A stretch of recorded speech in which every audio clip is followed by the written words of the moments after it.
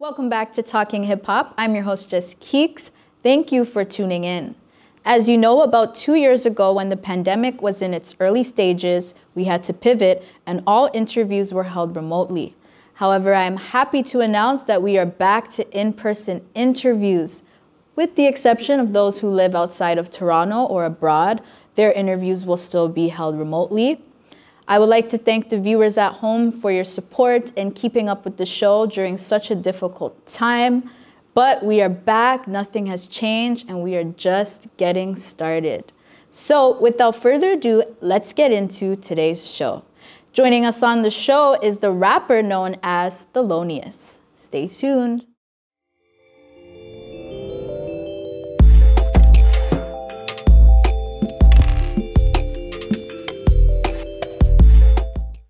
All a dream. Sometimes I think about it and I wanna scream.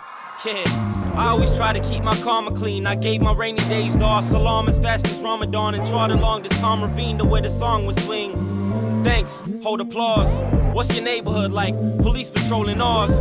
Grew up in the Rexdale, they welcomed me with open arms and stopped me on the block like, dog, I really like that flow of yours. We was rolling around in Silverstone and stolen cars and slipping out of class in school, we wasn't getting no awards. Thelonious is a young musical artist on the rise, a dynamic storyteller and polished lyricist whose rhymes reflect memories growing up in the neighborhood Rexdale. His music is a unique blend of early 90s hip-hop and jazzy boom-bap flows. Please welcome to the show, Thelonious. Thank you for having me. This is really cool. Thank you for coming through. You're actually our first guest. The last interview I did in person was in 2020. That's crazy. So this is a crazy. Big deal. I feel really special. Yeah, I'm so excited. I do want to touch on this because Thelonious, what inspired that stage name? Because I also know that this is the name of a widely known pianist. Yes. So Thelonious Monk. Yeah, that's crazy. Okay, so my actual name is Thelonious. Both my parents, I was raised in a very musical household. My dad was a piano player and my mom sang gospel. Wow. I spent a lot of time trying to find a stage name and I couldn't really find anything cool. Every stage name I came up with was kind of whack. And then one day I was just like, I'll try my name. And I thought it sounded kind of cool. So now I'm Thelonious and that's the way it is. That's crazy that your name is Thelonious. Yeah. That's so cool. And did you ever tap into playing piano? I do play piano actually. Okay. Yeah. It's sort of just been something I know how to do and just haven't used. Like, and I'm not necessarily classically trained. I just because my dad is who he is, I just pick stuff up. But like, I'm sort of getting involved in the production process now with my boy Cabby. Shout out to him. And we're working on some new stuff. So I'm gonna start using it now. Yeah, for sure. And it's like, you just mentioned you come from a musical background, but I think everyone's story is different. So what made you or sparked your interest in wanting to pursue rap? Yeah, that's a good question. I used to play basketball when I was in high school. That was a completely different journey. I think music was a more seamless one. But I think both my parents being musicians was sort of the starting point. And then when I was like in middle school, I started listening to J. Cole and stuff like that, which is a hard name to bring up because it's like really, I don't think I'm ever gonna be able to ditch that comparison just because like I look so much like him. But he definitely was like a big influence for me when I was younger. I got really into Joey Badass and Kendrick Lamar, and then I started trying it by myself, so. I was actually gonna even say, when you mentioned J. Cole, I'm like, your style and your rapping is so similar. Yeah. Also, I feel like with J. Cole, and you also kind of do resemble him a little bit, but actually one of the things I really like about your music is it has that like old school 90s flow. Yeah. And so I wanted to ask you, like, how important is it to keep that sound alive in an era where hip hop has become so commercialized and you don't hear that sound a lot? So how important is that to you? You're asking the right person. Yeah. I've nerded out about this a lot to other musicians, but I just think, well, first of all, I think that nowadays we need to make a bigger effort to respect our OGs and give them their flowers when it comes to talking about who inspired us. And a lot of people really inspired me coming up. Mos Def was like my favorite rapper. A Tribe Called Quest was a big group for me. So for me, it just started off as like me making the kind of music that I liked listening to. But the more I started doing it, I noticed that a lot of people like don't really have the same respect for the old school. So I'm sort of trying to bring it back a little bit, but see how I do. Yeah, and it's so, I guess with the new school rappers, it's like hip hop's just changing so much, but I think it's always refreshing to hear that old school sound. And also it's like, I know you're repping Rexdale to the fullest, and your latest album is actually titled Silverstone's Own. So I actually was interested in like what the process was like during the creation of your album, and was there a consistent theme or mood you were going for? Yes, that's a great question actually.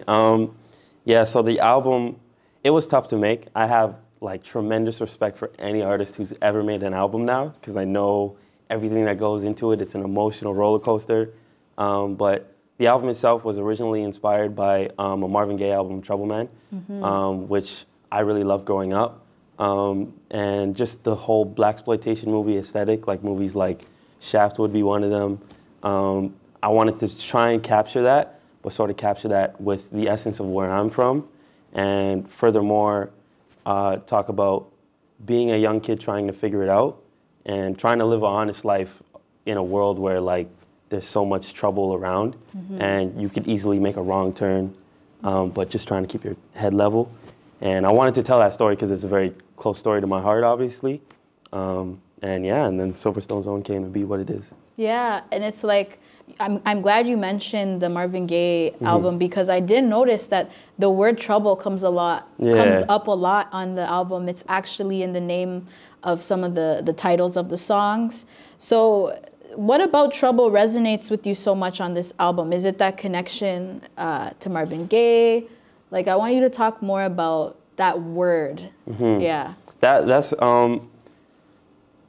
I think it started off as, I'm a big fan of Quentin Tarantino and the way he pulls influence from other stuff, which is sort of what I tried to do with the Trouble Man album, in a way that's sort of not biting and stealing, but more so like taking homage from something and making it my own while still paying my respects to what was done before me.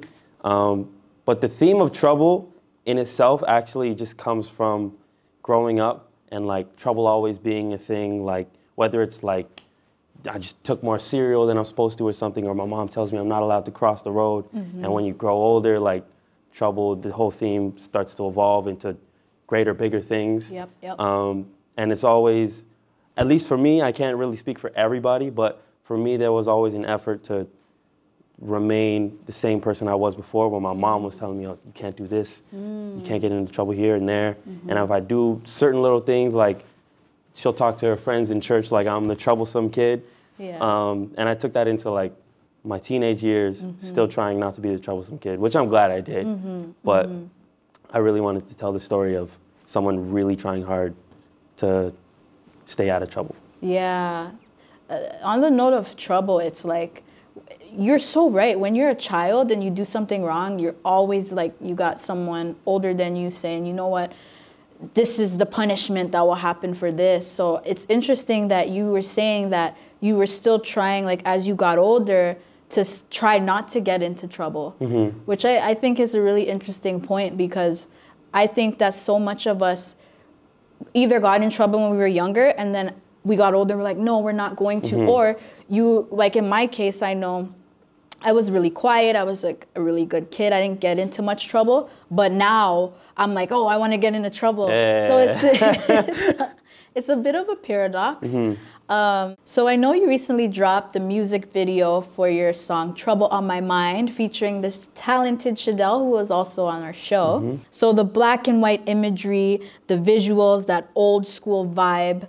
Tell me more about the concept and the visuals for the music video. Absolutely. First of all, shout out to Shadell. Yes. She is amazing. We both know her. She's such like a gentle being, and like she's the best.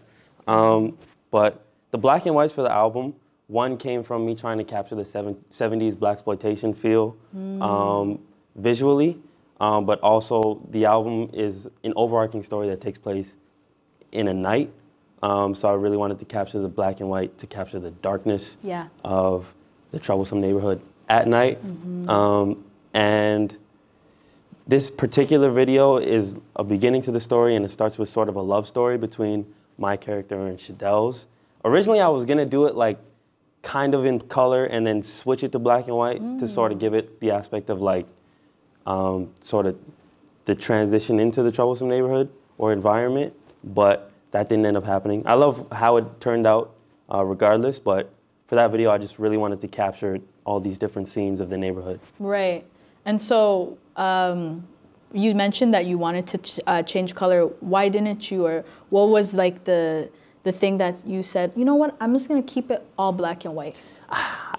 Honestly, I wish I had a cooler answer, but it was more so just that I thought the concept was just perfect as fully black and white, especially since the cover art, all the cover arts are black and white for all the songs, all the promos, and I thought like it might not make as much sense to have the video like start in color and then switch to black and white. That makes sense. And I am glad I did that because I think the video turned out nice. Oh yeah, it definitely did. And also, your music was featured on radio show The Block on CBC.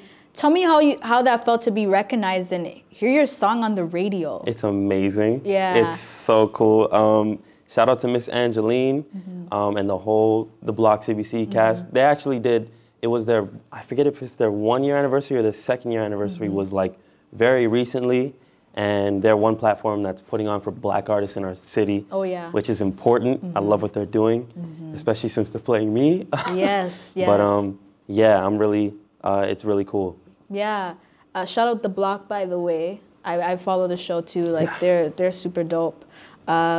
And in doing some of my research, I noticed that there's this name that comes up, 3 Entertainment. Tell me about what this is. What is 3 Entertainment for people watching, and how are you involved? 3 Entertainment is my team. That's my gang, my squad. We make amazing music together. We make great visuals together. It's just sort of a team where anything you want done, we can make it happen, whether it's music or videos or anything. Everyone on our team is great at what they do, especially our artists.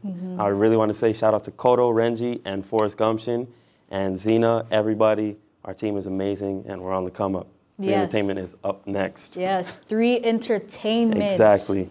And like, what kind of things do you do regularly or daily to help get your music out to the public, get your name out there? I know different artists have different strategies, but what's your strategy?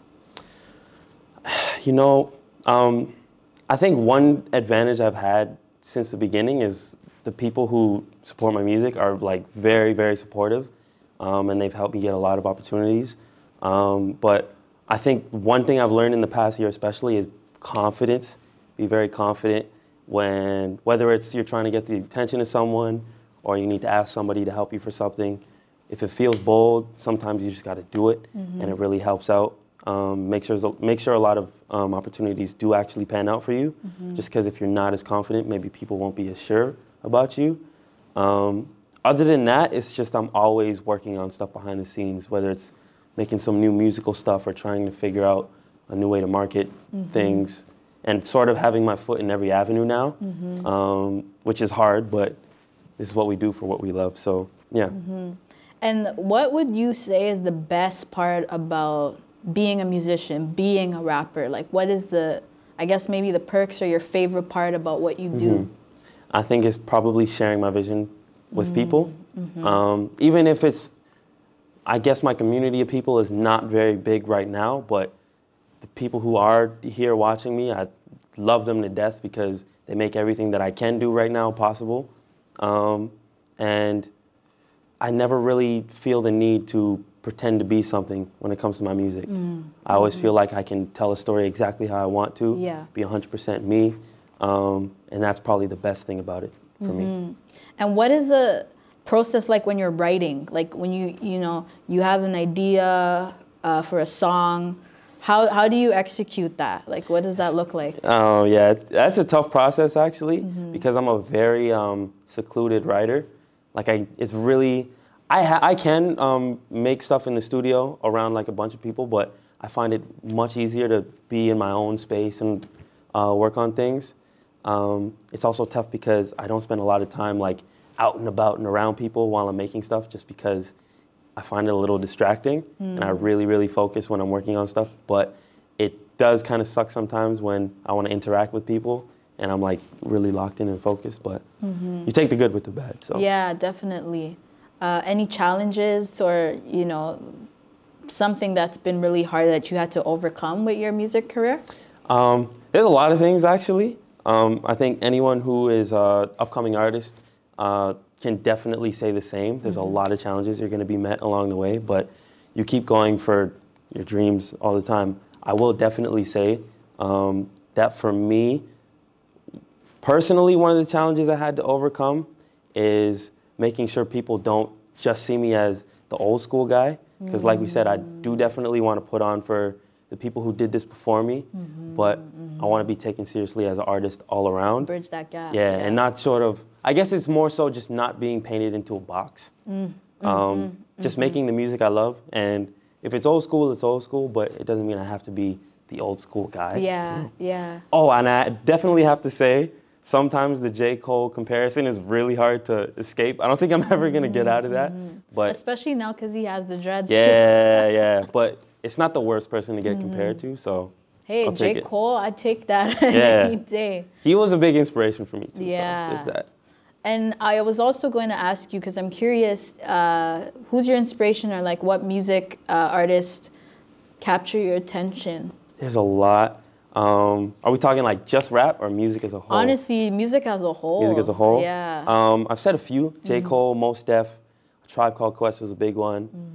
People today like Kendrick and Joey Badass, but in history, I'd say Miles Davis is probably one of my biggest influences in the world. My dream with music is to do the music what Miles Davis did and revolutionize everything, make music differently by the time I'm gone. Another one was Quincy Jones. Jeez. I love classic. James Brown is a big one, especially his drummer Clyde Stubblefield. I can go on forever. Yeah, but I have a lot of influences. Okay. Let's just say for sure. The list can go on and on. Absolutely. Any final thoughts or final messages you would like to share? With the audience? Yep. New music is coming very, very, very soon. Don't expect the same thing, but don't expect me to get too different and veer completely off the path of who I am. I'm still going to stay true to who I am. I'm still going to represent Rexdale always. I do this for the hometown always. So expect new music very soon. I don't want to say we're taking over 2022 because everybody says that. But we're doing something this year. So get ready. So you're really proud of where you come from, and you usually never shy away from talking about Rexdale. So what was growing up in Rexdale like, and why is it so important to represent the community? For one, I definitely say that in Toronto especially, I don't think people do that enough. And I think some artists do. One that stands out in particular is Mustafa. I really want to just give him his flowers because I went to his last show actually, the one at Massey Hall, and it was amazing. And he never shied away from representing where he's from. And I really respect that because in hip hop, people have always talked about where they're from and represented, especially in New York. And I grew up on New York hip hop, but on a personal level, it's more so just because, not to get too deep, but obviously like a lot of people from here, my childhood wasn't necessarily the easiest one when you take a look at other people's childhoods maybe, but I've always felt at home here. I've always moved around a little bit when I was younger, but in Rexdale, I always felt like I was at home. And then when I started making music in front of everyone who was watching, Rexdale welcomed me with open arms. I said it in one of the songs, and thank you. And I'll always respect them for that, or just the place that I'm from, and I'll always represent, because that's what we do. You do make a really good point. Like, you know, people in the States, they rep their cities, neighborhoods like crazy. But, you know, Canada, you come to Toronto, there's a few that do, like, don't get me wrong, but you don't see it as much as in the States. Absolutely. So that's a really good point that you made, and I'm happy you're repping Rexdale. You know, you have to. Like, I'm from Jane and Finch, I should rep it more, you know? So, yeah, that's something that's very important, and I think we overlook it. So, where can people go to keep up with you, follow you, listen to your music? Absolutely. So my name is Thelonious. Mainly my platform is Instagram. My name is really hard to spell, so it's at 2_ Thelonious, which is THELONIOUS. If you go to my Instagram, you'll also find my YouTube channel and my Spotify, which is under the same name, and my Apple Music if you use that. I use it. People hate on us, but you know what I'm saying? Like, some of us got to use that. And SoundCloud if you use that. So follow me up. Stay tuned. Awesome. Thank you for coming out on my show. I Pleasure to be appreciate here. you. Be sure to check Thelonious out on all social media platforms. Go listen to his music and check his YouTube channel out, because you did drop another music video not too long ago. And if you're not already following the show, you can keep up with the show on Instagram at Talking Hip Hop Show. That's talking without the G, Hip Hop Show. I'm your host, JustKeekz, and until next time, keep talking hip hop. Peace.